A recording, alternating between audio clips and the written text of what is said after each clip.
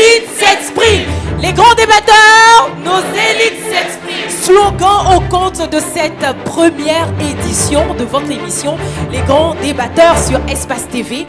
Après l'université Gamel Abdel Nasser de Conakry, et bien, et celle aussi de l'université Oprah Winfrey de Guinée, nous sommes à ULG, Université Libre de Guinée. Merci à tous d'être au rendez-vous pour cette compétition à l'interne. Nous parlons de débat et vous avez devant vous 10 candidats. 10 candidats, le camp négatif et le camp affirmatif. Et les bonnes choses vont démarrer dans quelques instants. Vous allez en tout cas voir ces candidats, en tout cas vous livrez un débat exceptionnel parce qu'on a des talents et ça s'applaudit. On applaudit fort. Camp négatif, camp affirmatif, il y a 5 personnes au niveau donc de chaque camp et nous allons vous présenter nos candidats de l'Université Libre de Guinée, ULG. Camp négatif pour commencer, on va présenter un monsieur, il s'agit de Mohamed Seydou Bangoura, il est en L3 droit, je vous demande de l'applaudir. Il se lève, on va lui demander de se lever, on l'applaudit.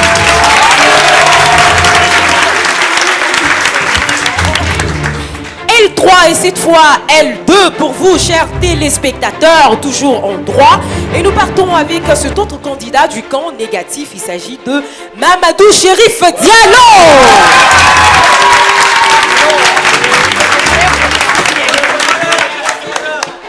Très intéressant, oui, parce que dans ce camp négatif, oui, qui soutient le négatif, il y a des femmes, une femme, deux, je vois. Eh bien, il s'agit...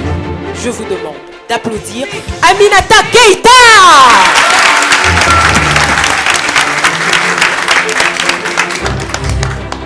Nous partons en génie civil, toujours dans le camp négatif. On ovationne Albert Milimono.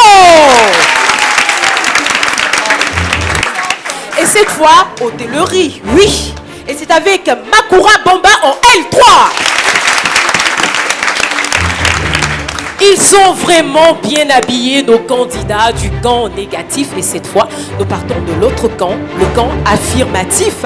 Oui, le premier candidat ou la première candidate, c'est Aïcha Kamaldine Bangoura en L3. On l'applaudit.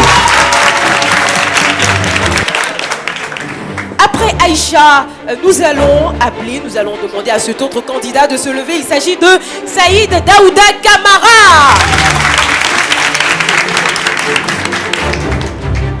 Troisième candidat, il s'agit de Bilimou Jean-Marie, que je vous demande d'applaudir. Oui, anglais bureautique. Alors, et lui, il s'appelle Bangoura Amidou. Après Bangoura Amidou, toujours dans le camp affirmatif au compte de cette compétition à l'interne, ici à l'Université Libre de Guinée, ULG, dans le camp affirmatif, je vous demande d'applaudir Fadjiba Mara en L2 Sociologie. Un thème qui a été choisi, ils vont débattre en tout cas d'un terme, ils vont passer ici à tour de rôle au compte de cette compétition à l'interne. Mais, chers téléspectateurs, public de cette émission, nous allons présenter les membres du jury qui vont délibérer. Et on va commencer par le président du jury. Bien sûr, là, ils sont à ma droite. Il s'agit bien sûr de Dr Cheikh Mohamed Condé, que je vous demande d'applaudir. C'est le président du jury.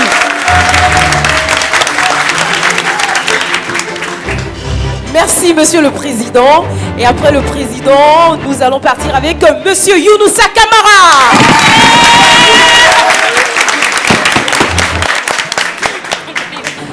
Monsieur Younoussa Kamara, il y a 3 autres membres. Aussi, il s'agit de monsieur Yassei Afolos.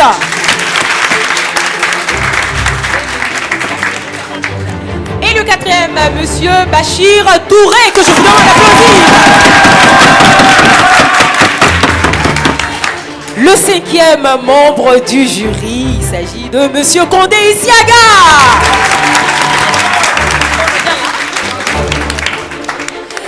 Camp affirmatif qu'en négatif. Les bonnes choses vont commencer ici à l'Université libre de Guinée, ULG. Le thème de cette université, c'est bien sûr la communication de la coordination nationale de lutte contre Ebola a tenu la réticence de la population. Je reprends.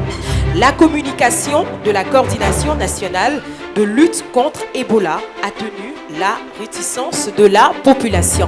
Mais avant donc de voir, en tout cas de laisser nos candidats se débattre ici dans cette compétition, nous allons procéder par un tirage au sort. Tirage au sort dans la salle. Je vais à monsieur qui a le téléphone, qui est en train de me filmer et tout. Je vais lui demander de venir là et on va l'applaudir. On l'applaudit.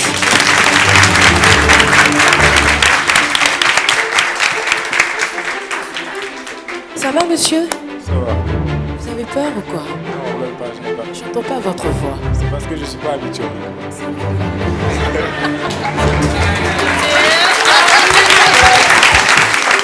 Alors, quel est votre nom? Mon nom, c'est Kamara Fodeboussa. Alors, monsieur Camara, vous êtes en quelle classe, dans quelle fac? Je fais l'université de la licence 4 génie civil. Génie civil. Il y a 2 bouts de papier ici. Vous allez fermer les yeux. Je lance les 2 bouts et vous tirez au sort. Ok? C'est parti. Vous ouvrez. Négatif. Négatif. Et c'est le camp négatif qui va démarrer cette compétition à l'interne ici à l'Université libre de Guinée. Je vous demande d'applaudir et de recevoir vos candidats.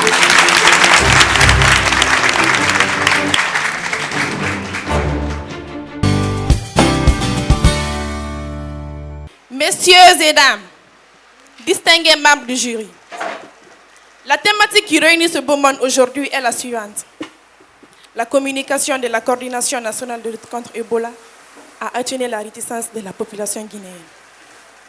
Ceci dit, bien avant de déterminer notre position, permettez-moi tout d'abord de définir les termes clés de cette assertion, puis de la contextualiser.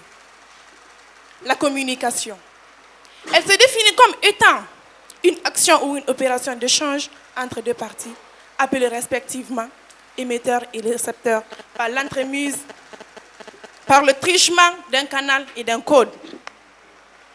Ensuite, quant au verbe atténuer, il est synonyme de diminuer, de réduire et voire même d'anéantir. Enfin, la réticence est une situation ou un état de doute, de hantise, de retenir et par ailleurs de non-confiance. À présent, permettez-moi, messieurs les membres du jury, de contextualiser ce sujet. Il y a de cela 37 années qu'apparut en Afrique, plus précisément au Congo-Zaïre, une maladie hémorragique dont la pathogénéité excède l'espérance humaine et causée par un virus appelé Ebola. La nature sachant faire ses choix, comme si on ne souffrait pas déjà suffisamment, le 21 mars 2014 va être déclarée l'existence d'une souche de ce virus en Guinée. Face à cette quasi-hécatombe, le gouvernement guinéen, par l'entremise de son président, va mettre en place une coordination qui aura pour cheval de bataille la communication. Certes, communication, il y a eu lieu. Mais hélas, réussite, il y en a manqué. C'est pourquoi mon équipe et moi, soutenons, infirmons aujourd'hui avec la dernière énergie objective cette contre-vérité. Oh, que dis-je? Cette affirmation selon laquelle la communication de cette coordination a atténué la réticence de cette population face à cette épineuse maladie. Et tout à l'heure, l'honneur sera fait, mes coéquipiers et moi, de démontrer par les arguments la fausseté de cette affirmation. Je vous remercie.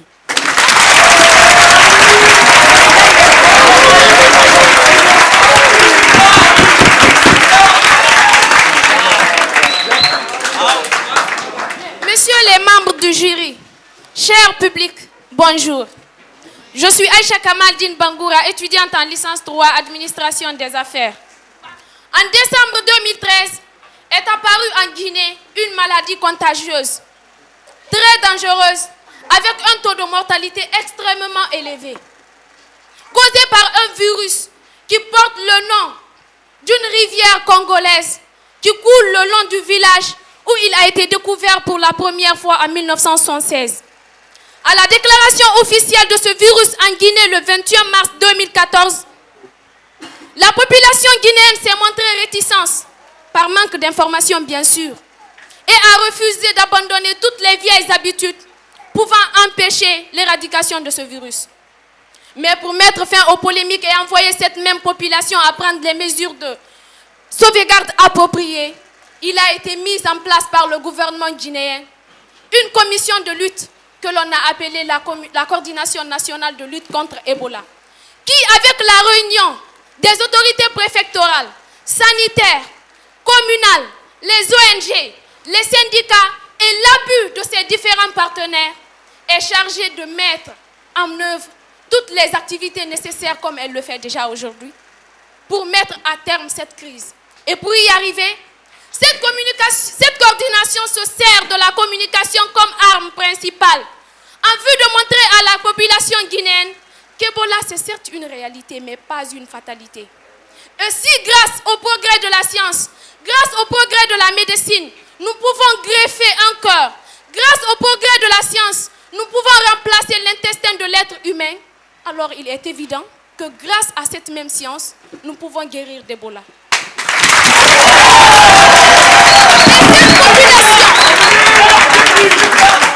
Et cette population a compris et accepte de s'impliquer dans la lutte contre ce virus.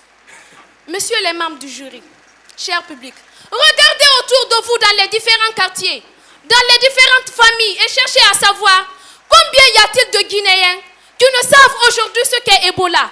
Comment se transmet-il et quelles sont les mesures de prévention? Il n'y en a aucun. Quel est ce Guinéen aujourd'hui qui n'applique pas régulièrement les mesures d'hygiène comme il a été recommandé par les services sanitaires? Il n'y en a aucun. C'est comme pour vous dire, mesdames et messieurs, que la réticence, il y en a eu, mais aujourd'hui n'est plus d'actualité.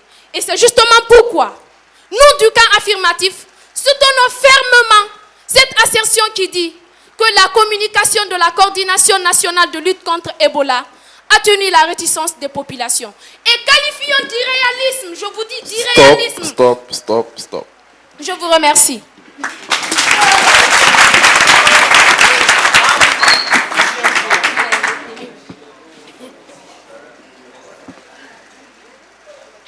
Bonjour tout le monde, messieurs les membres du jury, distingués invités, et vous tous qui êtes ici aujourd'hui présents dans cette salle avec nous. Permettez-moi s'il vous plaît de dire que la communication de la coordination de lutte contre Ebola n'a nullement atténué la réticence des populations vis-à-vis de la maladie. En effet, je suis conscient dans cette salle, et bien entendu maintenant, qu'il existe des personnes qui se posent des questions à savoir comment peut-on aller à l'encontre d'une assertion qui vérifie réellement l'actualité et la réalité. C'est à cet effet alors que je dirais que lorsqu'on veut parler de bonne communication, il faut s'attendre à certaines aptitudes, certaines compétences, certains moyens, voire même une certaine structure en fonction desquelles on doit travailler. Des prospectus, ça nous en avons eu. Des spots publicitaires dans les radios et dans les chaînes télévisées également, nous en avons eu. Des messages de sensibilisation donnés de toutes parts également, nous en avons eu. Mais pourquoi, dites-moi, jusqu'aujourd'hui, Ebola n'a-t-il pas quitté encore la Guinée? Pourquoi ce sale virus continue-t-il de nous tuer? Pourquoi cette sale maladie sévit-elle encore ici, dans notre territoire? C'est une question que je me pose jusqu'à présent. Et croyez-moi, c'est quelque chose à laquelle nous devons y réfléchir. Nous avons reçu des dons, c'est-à-dire nous avons reçu des kits de distribution d'hygiène gratuite.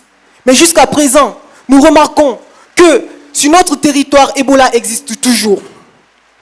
Permettez-moi de vous dire que nous avons été le premier pays à déclarer cette épidémie sur notre territoire. Mais également, de la manière dont nous voyons les choses et nous entendons les choses, nous risquons d'en être les derniers à nous en débarrasser. Certes, même si nous avons été le premier pays de la sous-région à être touché, pourquoi la Sierra Leone et le Libéria s'en sont-ils débarrassés? Sont-ils sur la voie de l'éradication? Pourquoi, dites-moi, sont-ils mieux que nous? Sont-ils mieux équipés que nous? Ont-ils de meilleures stratégies de riposte que nous? Non, car je vous rappelle aujourd'hui que ces pays dans l'histoire n'ont connu que la guerre civile, ce qui a permis d'avoir une mauvaise image de leur part dans le monde. Aujourd'hui, mes chers frères et sœurs, je vous exhorte à réfléchir et à vous poser la même question. Pourquoi Ebola existe-t-il toujours sur notre territoire? Comme l'a si bien dit Jacques Séguéla, assertion, je cite, « La bonne communication sort des tripes et pas des neurones. » La vérité et la réalité que nous aimons souvent apprécier, c'est celle que nous voyons. Donc nous n'acceptons pas, et à cela dit, nous n'accepterons jamais également que nous disions que la communication atténue également la réticence des populations. Et c'est pour cette raison, mon équipe et moi, soutenons certainement cette assertion qui dit que la communication de la coordination de lutte contre Ebola n'atténue pas du tout la réticence des populations vis-à-vis de la maladie. Je vous remercie.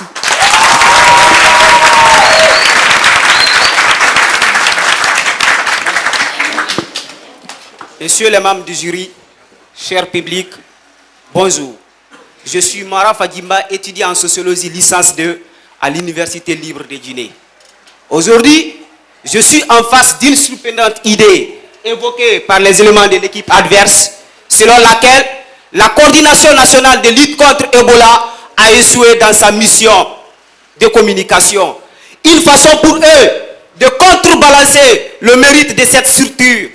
Mais il est nécessaire que l'on dise les choses telles qu'elles auraient dû être conformément à la réalité.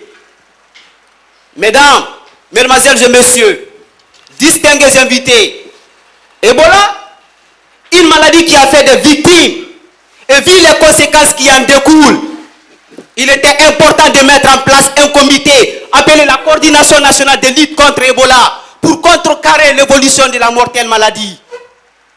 Celle-ci, à son tour, se fixe comme programme la réalisation d'un certain nombre d'activités et d'objectifs que nous présentons en une séquence logique. D'abord, l'une de ces activités fut les campagnes de sensibilisation qui ont été lancées à l'intérieur du pays pour l'abandon des rituels d'enterrement. D'où la véracité de cette affirmation du président américain Barack Obama. Je cite, « Quand vous enterrez quelqu'un qui est décédé de cette terrible épidémie, il est important de ne pas rentrer directement en contact avec le corps. Vous pouvez respecter vos traditions, honorer vos proches sans risquer la vie des survivants. » Fin de citation. Chers membres du jury, chers publics, y a-t-il des gens parmi vous qui continuent encore à manipuler le corps des personnes qui auraient succombé à la maladie? Je crois que la réponse est non. Alors si tel n'est pas le cas, c'est qu'il y a eu réussite dans la communication. Tout cela grâce à l'effort de cette coordination qui a fait de la communication son cheval de bataille pour booster Ebola hors de nos frontières. Ensuite, il y a eu la mise en place des centres de traitement à l'intérieur du pays dans le cadre de l'amélioration de la prise en charge. Sans oublier également la visite du centre de traitement de Koya pour évaluer l'état de fonctionnement, la situation du personnel évoluant et les installations. Enfin, la coordination se fixe un objectif, celui de vaincre Ebola dans un bref délai afin que notre pays sorte de l'impasse. Chers membres du jury, distingués invités, au terme de mon intervention bien que sommaire, il ressort clairement que la coordination nationale de lutte contre Ebola a bel et bien réussi dans sa communication. C'est pourquoi mon équipe et moi, nous soutenons fermement la thèse de la thématique selon laquelle la communication... Stop. Je vous remercie.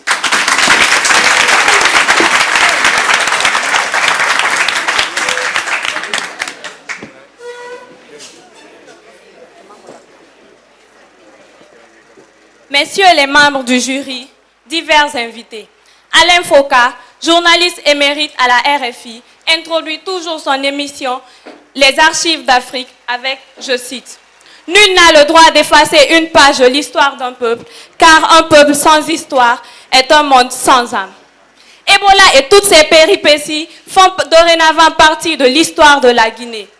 Donc, il faut l'assumer. Tout comme il faut assumer que la communication de la Coordination nationale de lutte contre Ebola est et a été une communication balbutiante. Mon prédécesseur du coup de la vérité vient de le dire, que le manque de communication de la Coordination nationale de lutte contre Ebola s'explique par l'incapacité de ses acteurs À cela, je voudrais ajouter que d'autres facteurs exogènes tels que la désinformation, la banalisation des campagnes par certains hommes d'État, voire des leaders d'opinion. En guise d'exemple, messieurs les membres du jury, un ministre a tenu des propos tels « Ebola n'existe pas » devant un groupe de personnes à Farana. À la lumière de ce genre de réalité, nous ne pouvons qu'admettre que la communication de la coordination de lutte contre Ebola fut tout simplement une communication bancale et dépourvue de toute aide. Par ailleurs, nos adversaires nous parleront certes des campagnes qui passent jour et nuit. Oui, je suis d'accord, mais permettez-moi, chers adversaires, de vous dire qu'il ne faudrait pas mettre tout cela à l'actif de la coordination. Où mettez-vous l'effort des artistes et des particuliers? Alors, messieurs et dames, la communication de la coordination nationale de lutte contre Ebola fut en grande partie un échec. Et le peu de mérite qui lui revient est ce qu'elle est. Allez savoir.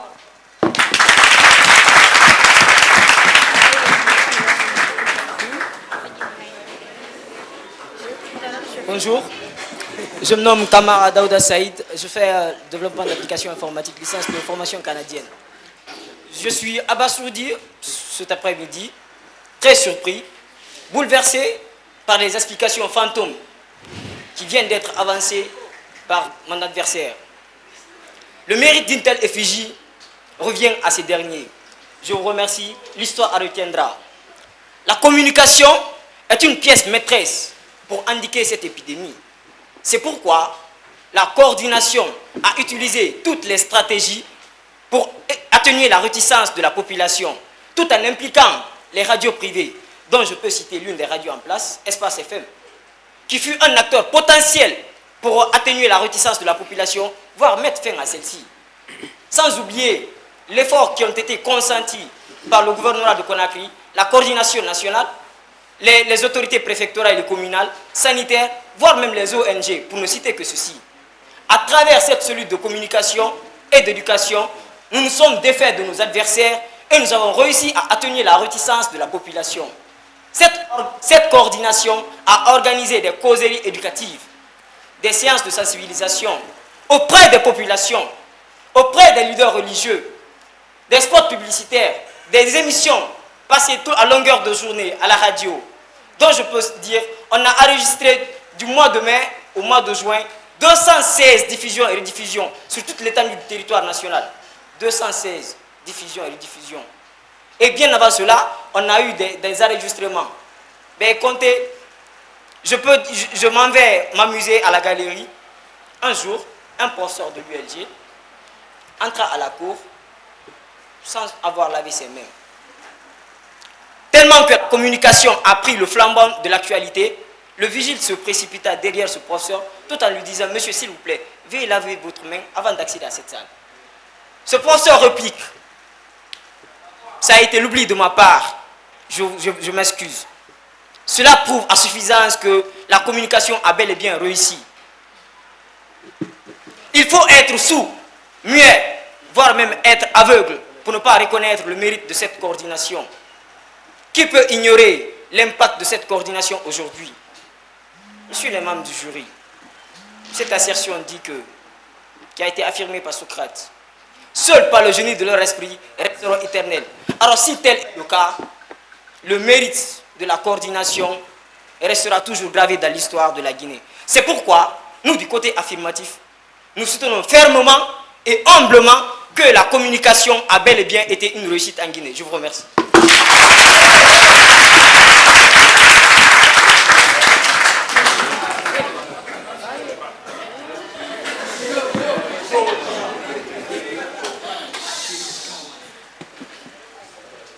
Assertion.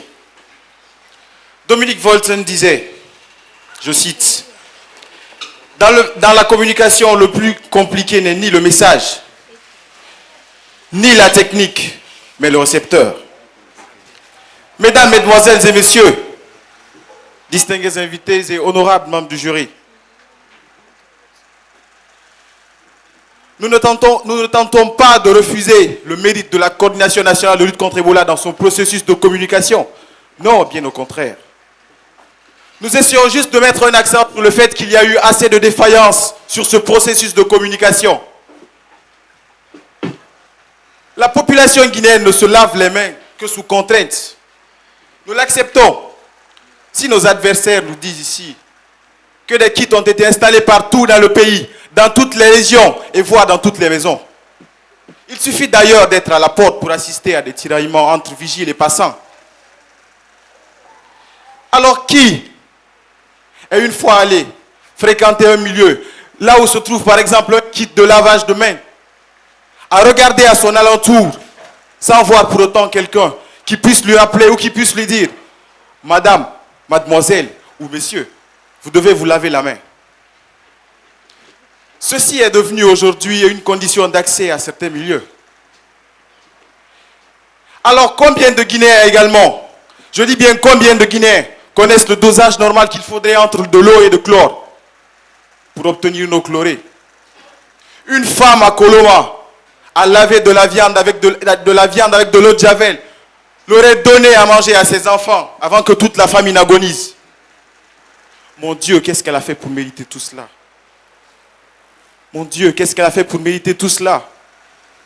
Où voulez-vous me dire, chers adversaires, qu'une femme qui a passé 3 longs mois à supporter le ventre d'un enfant et plusieurs années à lui voir grandir dans toute cette souffrance pourrait lui ôter la vie de sang-froid? Eh bien non. Je dis eh bien non. C'est parce qu'elle était mal informée. Et c'est parce que communication, réussite dans la communication, eh bien il y en a manqué. C'est pourquoi mon camp et moi, nous soutenons fermement et nous soutenons jusqu'à la dernière énergie que la communication de la coordination nationale de lutte contre Ebola a été un échec. Je vous remercie.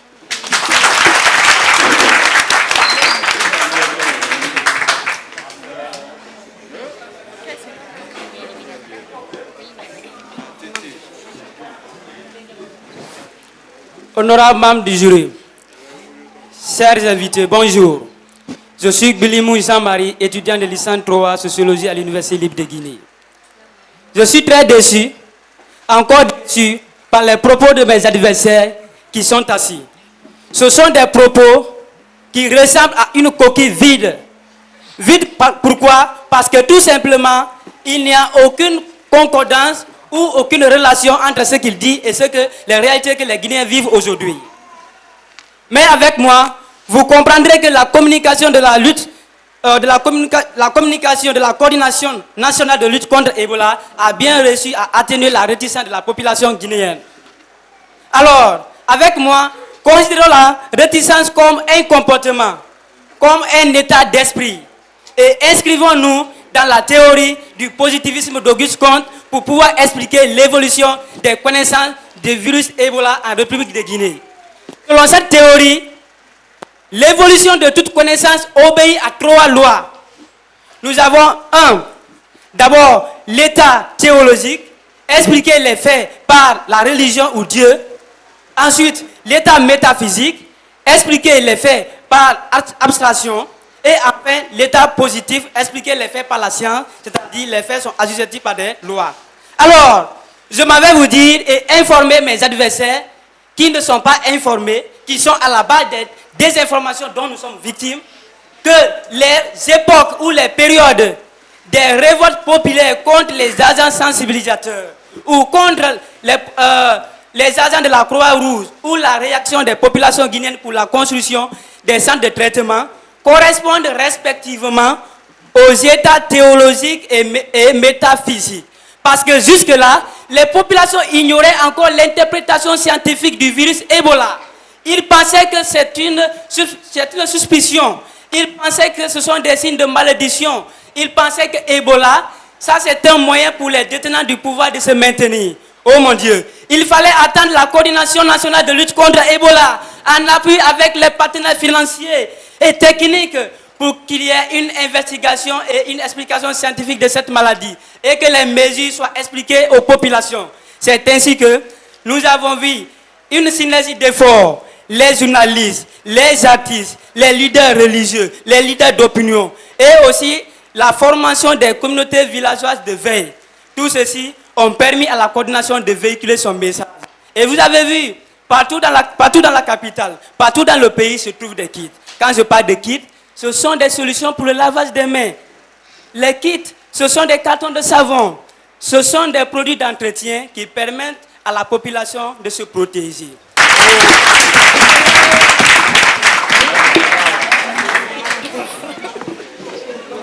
Mesdames et messieurs, honorables membres du jury, distingués invités, bonjour. Merci beaucoup à mon cher honorable adversaire qui a dit qu'un professeur a oublié et il est rentré dans la cour sans se laver les mains parce qu'il y a la réticence. Merci pour nous rejoindre. On a un élément. Merci. Et chers adversaires et distingués invités, monsieur le président et des membres du jury, honorables membres du jury. Mon exigence pour la vérité m'a elle-même enseigné la beauté du compromis. Alors, chers adversaires, je veux faire un compromis. J'accepte et je suis d'accord avec vous que la coordination a longuement et bougrement communiqué. C'est vrai. Et d'ailleurs, à un moment, j'étais tenté de me dire que si ça continuait à cette allure, chacun d'entre nous risquerait d'avoir un panneau publicitaire dans sa maison et pourquoi pas dans sa chambre.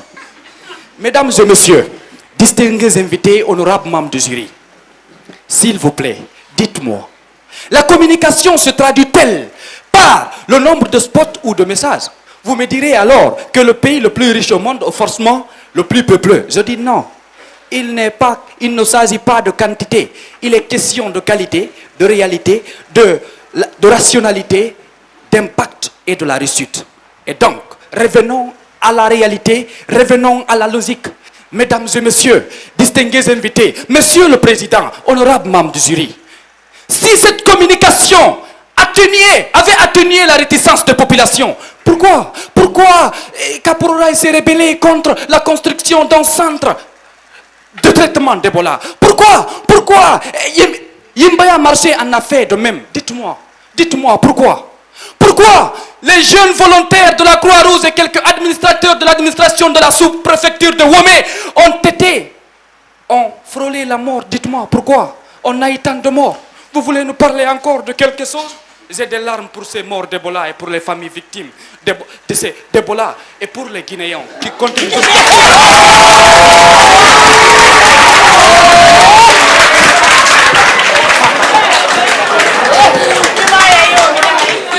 Mesdames et messieurs, monsieur le président, honorable membre du jury,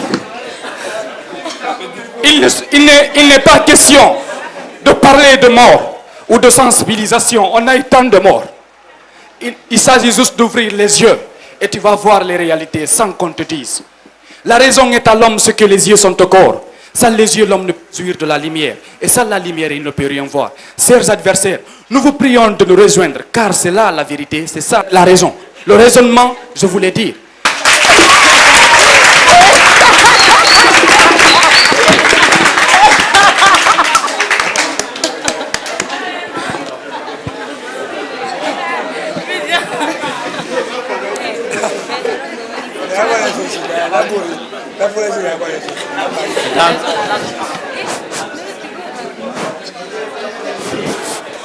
Mesdames et messieurs, honorables membres du jury, je suis Bangoura Hamid, anglais bureautique L4. Je ne suis pas surpris des propos de mes adversaires, mais je pense qu'ils se gourrent un peu trop dans les informations. Parce qu'ici, il ne fait que des informations qui sont basées sur du vent, c'est-à-dire non fondées. Je m'en vais d'abord à répondre à une des questions d'un des adversaires qui disait que le libéral aujourd'hui s'est débarrassé d'Ebola. Oui, il a raison. J'accepte que le libéral s'est libéré d'Ebola aujourd'hui. Mais je suis certain aussi que cet adversaire ne sait pas quelles sont les causes de ce résultat. Le libéral a accepté, ou le gouvernement libérien a accepté aujourd'hui, de condamner sa population dans une zone de quarantaine. Des jeunes, des vieux, des vieilles, des femmes et des enfants périssaient dans des camps de quarantaine, dans un bidonville libérien là-bas. copier du reste du monde.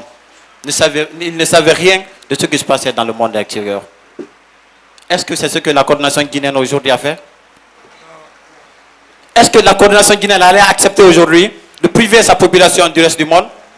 Alors pourquoi les gens n'essaient pas de réaliser réellement les conséquences des choses avant de s'exprimer? Ils ne savent pas réellement ce que les Libériens en font. L'armée guinéenne et l'armée libyenne étaient là ce jour-là pour menacer la population qui était souffrante ce jour-là en leur disant que si un malade d'Ebola tentait de s'enfuir, de sortir de ces zones de quarantaine, qu'il allait le tirer. Est-ce que nous on allait accepter cela en Guinée ici? Alors pourquoi nous comparer à ces gens-là? Nous ne savons pas quels étaient les moyens qu'ils ont utilisés. Aujourd'hui, nous avons vu sur toute l'étendue du territoire. Bien sûr, il y a certains parmi eux, disons, la majorité ne sait pas réellement c'est quoi le thème de ce débat. On a dit la réticence. La réticence, il y a une d'elles qui a défini, il s'agit de diminution, pas de mettre fin. Donc, on a constaté, bien sûr, il y a eu des réticences, mais ceci était antérieur à la création de la coordination nationale de lutte contre Ebola. Et depuis que la coordination est venue, nous avons vu les résultats. Est-ce qu'il y a réticence actuellement? Aujourd'hui, c'est la même population qui collabore pleinement, en toute homogénéité, avec les agents de santé. N'est-ce pas une réussite, chers amis? Alors, pourquoi mes chers adversaires n'arrêtent pas de se faire des spéculations? C'est pourquoi nous restons fermes en affirmant que la communication de la coordination a bel et bien une réussite sur toute l'étendue du territoire. Je vous remercie.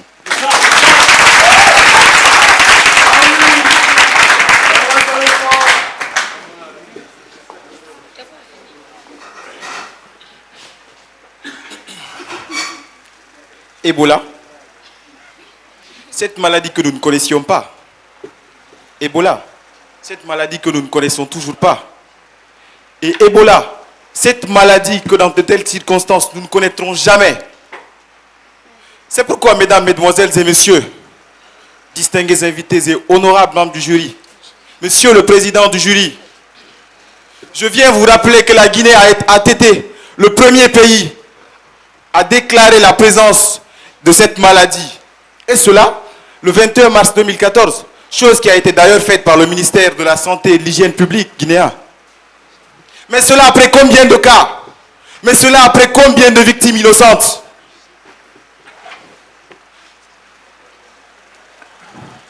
Ebola, bien sûr. Nous parlons toujours d'Ebola. Si vous nous dites, en novembre 2013, une radio de la place du nom de Espace FM l'a déclaré, mais cela sans succès. Il a fallu que cette maladie installe son campement dans notre territoire pour que déclaration soit faite. Bien sûr, chers adversaires, vous allez peut-être nous dire que c'était parce que la coordination nationale de lutte contre Ebola n'était pas encore mise en place. Nous l'accepterons, bien sûr. Mais dites-nous, en quoi la Sierra Leone et le Libéria sont-ils plus stratèges que nous? N'ont-ils pas eu beaucoup plus de victimes? Où en sont-ils et où en sommes-nous?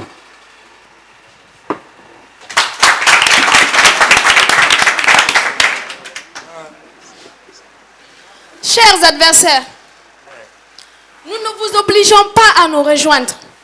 Et nous n'avons non plus aucun doute sur le fait que vous n'ayez peut-être pas l'intention de le faire. Mais la seule chose dont nous sommes sûrs, c'est que vous avez un bon sens de raisonnement. C'est pourquoi je vous invite à faire une étude comparative entre les statistiques de 2014 et 2015.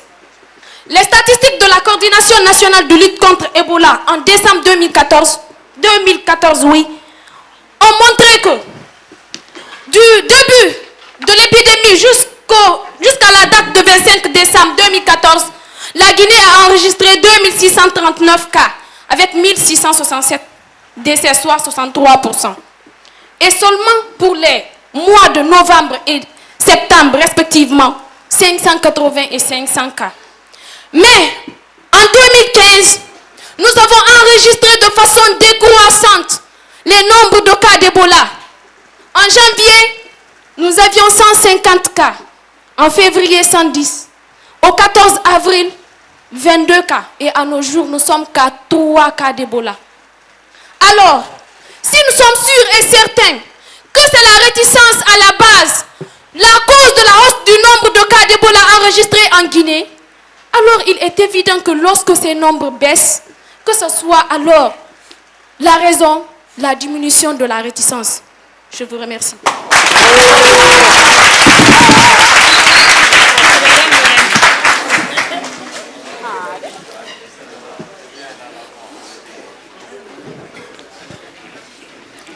Mesdames, Mesdemoiselles et Messieurs, je reviens encore une fois de plus pour parler avec mes adversaires sur ce point. Tout au long de leur intervention, ils n'ont cessé de mentionner l'apport des médias internationaux. Ils n'ont cessé de dire que la coordination s'est basée sur les informations des radios privées. Nous le savons bien déjà tous, depuis d'ores et déjà, que notre nation n'a pas fait trop de progrès dans le développement technologique. Cela dit, il se sert des autres médias pour pouvoir atteindre son objectif. Je ne suis pas contre du fait, c'est-à-dire, lorsqu'une épidémie rentre dans un pays, au fur et à mesure que le temps passe, les gens prennent conscience, certes, parce que tout simplement, au fur et à mesure que le temps passe, le nombre de cas suspects et le nombre de cas de personnes tuées diminue. Je suis d'accord avec vous sur ce point-là, bien sûr. Mais il y a une chose qu'ils devraient savoir, que n'eût été l'apport des médias internationaux, n'eût été bien entendu l'apport des organisations mondiales de la santé, par exemple, l'apport des Médecins sans frontières, l'apport de tous ces artistes qui, sans cesse, étant patriotes, essayent de faire monter et de dire à chaque fois qu'il faut atténuer la réticence, certes. Mais malgré tout cela, nous remarquons des choses visibles sur le terrain.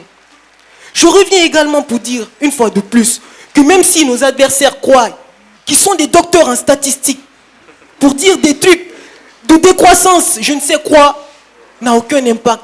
Car je mentionne une fois de plus, j'ai parlé certes du Libéria, mais pas seulement du Libéria. J'ai parlé de la Sierra Leone, et j'ajoute maintenant que je parle du Nigeria. Pourquoi? Parce que ces pays-là sont bien dotés d'équipements. Et c'est quand je parle d'équipement, je veux parler de compétences, de structure. Et quand on veut parler de réticence, il faut être bien équipé. Notre coordination n'est pas bien équipée, donc elle ne fait pas de bonne communication. Je vous remercie.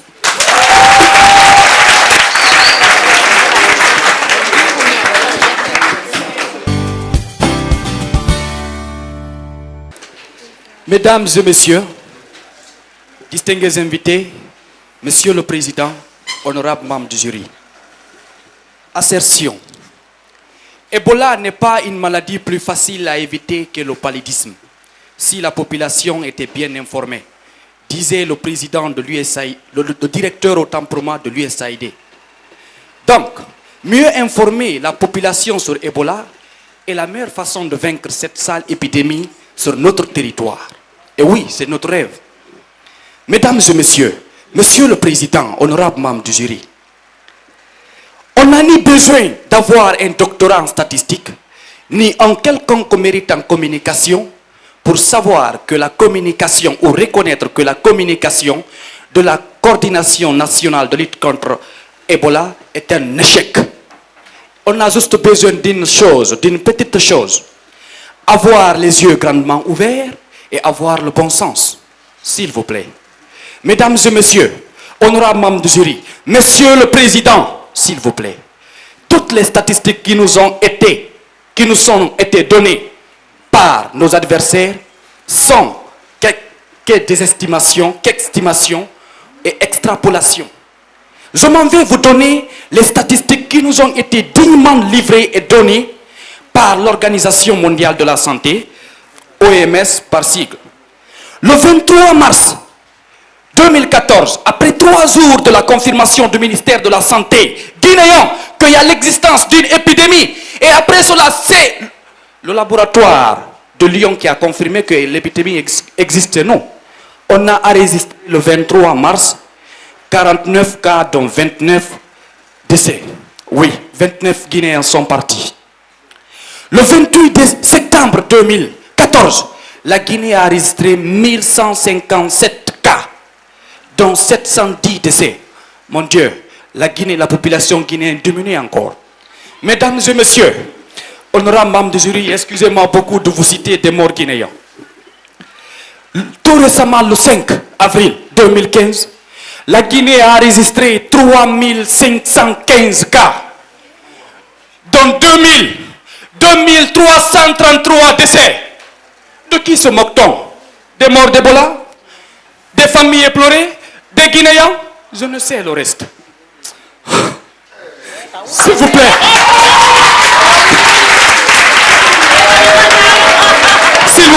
s'il vous plaît, s'il vous plaît, donnez-moi 1 minute de silence pour tous les morts d'Ebola, s'il vous plaît, afin que je puisse essuyer les larmes de mon cœur. 1 minute de silence, s'il vous plaît.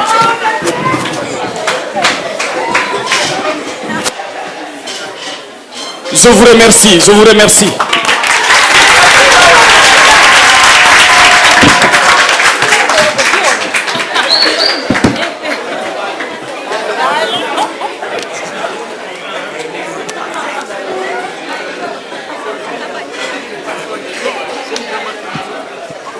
Mesdames et messieurs, honorables membres du jury, étant vous, je suis témoin de l'aboutissement de la communication de la coordination nationale de lutte contre Ebola, nous, du camp affirmatif, vous invitons humblement à vous joindre à nous afin de faire comprendre au camp optimiste, pessimiste, je veux dire, que la communication de la coordination nationale de lutte contre Ebola a bel et bien atteint le paroxysme de sa mission.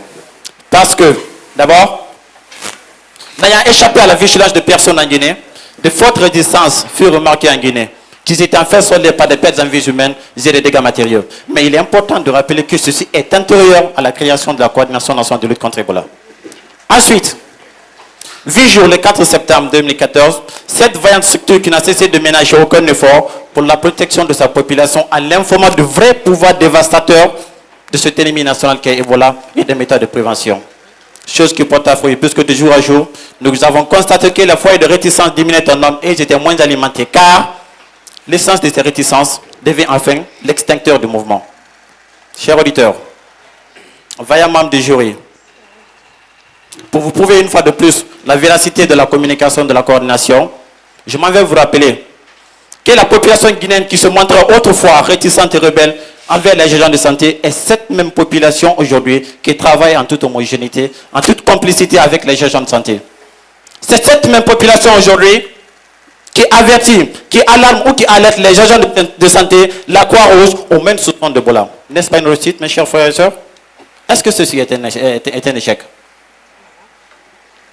Je pense que vous êtes doués d'un sens de raisonnement, mes chers frères et sœurs. Il y a suffisamment de place, vous pouvez venir. Rejoignez-nous. Car la vérité est là, au vu aussi de tout le monde, mes chers frères. Aujourd'hui, sur toute l'étendue du territoire, la Guinée n'a que 3 cas confirmés. 3 cas.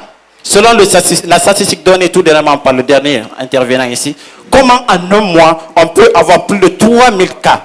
La population ne va pas finir dans un pays? La population ne peut pas finir? Il y a un autre aussi qui a parlé de l'utilisation des eaux chlorées.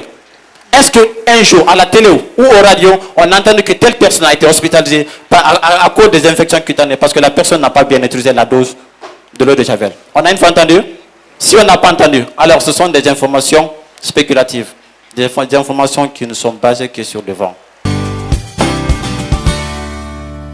Les grands débatteurs, nos élites s'expriment. Les grands débatteurs, nos élites s'expriment. On applaudit très très fort pour nos débatteurs. Le président du jury est là, les membres du jury aussi. Pas facile, en tout cas, de délibérer. Moi, en tout cas, je n'aimerais pas être à leur place. Parce que là, c'est très, très, très compliqué. Mais, public de l'Université libre de Guinée, soyez fiers de vos professeurs. Parce que ce qu'on a vu aujourd'hui, c'est vraiment exceptionnel. Et je vous demande d'applaudir tous vos professeurs.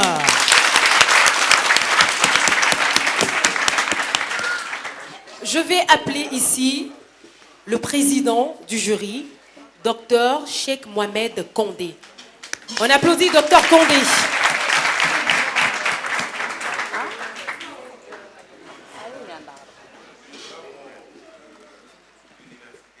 Alors, Dr Condé, oui. Vous avez vu ces étudiants, ces débatteurs ici. Oui. Est-ce que vous avez quelque chose à dire? De façon particulière, bien sûr, puisque franchement, ça fait de grand plaisir d'assister à un tel événement. Donc, on commence par remercier très sincèrement la commission communication de l'ULG, oui. l'Université libre de Guinée, qui a non seulement certainement pris contact avec vous, et qui a cherché quand même à vraiment manager nos jeunes étudiants pour les amener à ce stade vraiment de débat. Oui. Donc on le remercie très sincèrement et on les félicite pour tous ces efforts.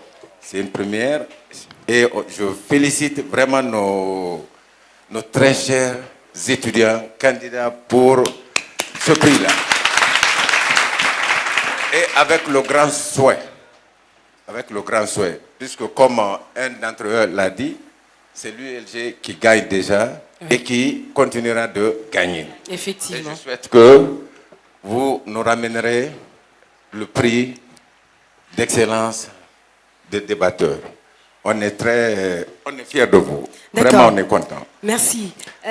Monsieur le Président, Oui. vous allez nous donner donc les résultats. Oui. Vous allez commencer par nous dire des deux camps lequel remporte cette compétition. Cette compétition. À l'interne. Merci. Bon, je pense que vous l'avez si bien dit, ce n'est pas une chose facile. Oui. Et comme vous le savez, il y avait des critères sur lesquels on devait se référer pour pouvoir effectivement noter. Mais une chose reste claire, ce que je voudrais, puisque c'est les hommes qui notent en fonction de leur intime conviction, qui peuvent avoir quand même quelques petits dérapages. Mais une chose reste claire, dans un débat, une chose reste vraiment claire. Dans un débat, il est beaucoup plus facile de critiquer que de défendre. Oui. Il ne faut pas oublier ce côté-là. Beaucoup plus facile. Donc on a plus d'arguments quand on critique que si on défend. Ça, c'est un. De deux, ce que nous avons, en plus de vos critères, on s'est un peu référé sur ce que j'ai toujours considéré pour un dialogue. Oui. Le dialogue voudrait dire quoi? Je viens avec mes idées, vous venez avec vos idées.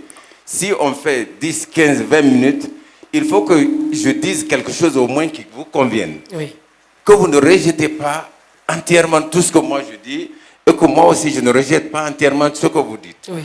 Et j'ai beaucoup encouragé, surtout certains, inviter leurs camarades à les rejoindre. Alors c'est ça le débat. Oui. Et on voudrait que c'est un tel débat qui soit au niveau de la nation guinéenne. Que les gens, dans le débat, quel que soit, tu fais un commentaire de plus de 10, 15 minutes, je dois trouver quelque chose qui soit bon. Oui. Toi aussi, tu dois trouver quelque chose qui soit bon dans ce que je dis. C'est extrêmement important. Et vraiment, cela fait que, finalement, nous avons tenté de noter. Ça n'a pas été facile. Pas facile, bien sûr.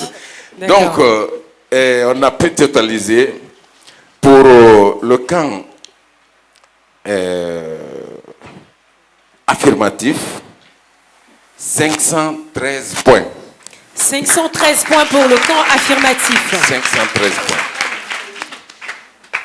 Avec pour chaque participant 102 points et une moyenne de 20 sur 25.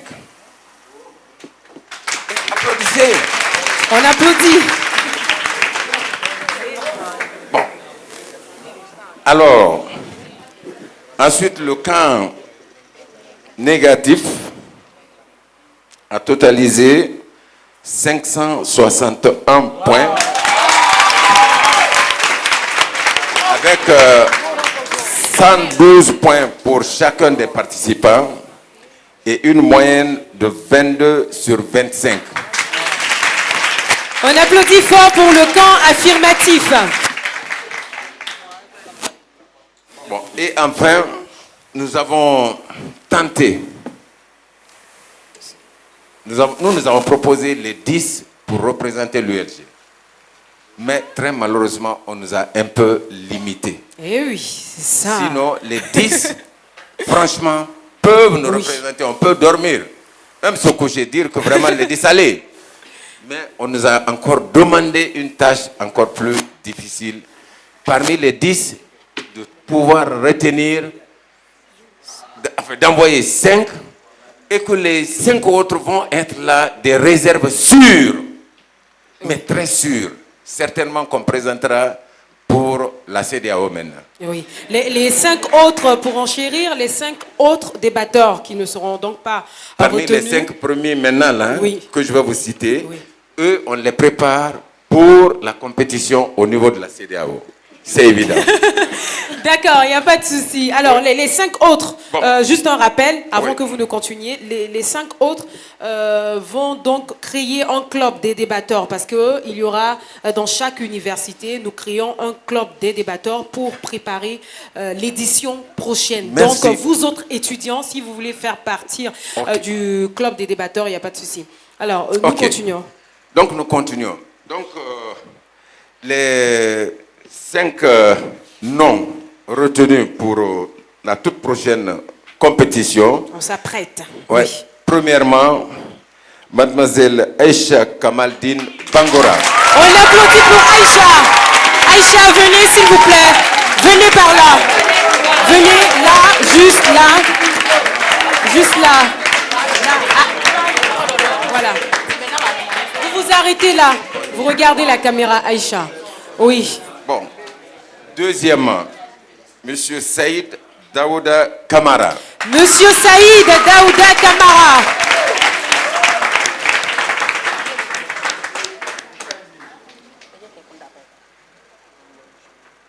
Troisièmement, mademoiselle Aminata Keita.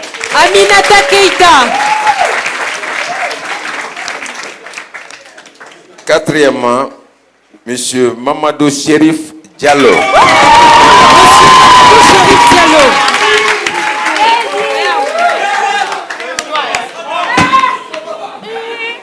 Bon, mais il aurait accepté de changer quand même le nom. Hein? Il a déjà accepté. Bon. Et cinquièmement maintenant, monsieur Albert Milimono. Monsieur Albert Milimono. Les 5. Merci à vous, monsieur le président. Merci.